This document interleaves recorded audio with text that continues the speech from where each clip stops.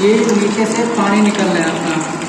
जैसे ही पानी का लेवल कम होगा ये मोटर यहाँ से पानी देना स्टार्ट कर देगी।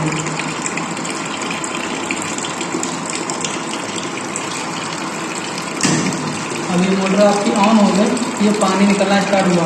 जैसे टैंक फुल होगा फिर से ये आपका ऑटोमेटिक मोटर बंद हो गई। ठीक है, तो ये पूरा ऑटोमेटिक है, इसमें आपको कुछ भी नहीं करना है। आपकी मोटर का जो पानी है वो डायरेक्ट ऑन ऑफ होता रहेगा लगातार। ठीक है, इसमें कोई दिक्कत नहीं होगी। बस अगर पानी आने लिया तो फिर ये ऐसे काम करता रहेगा।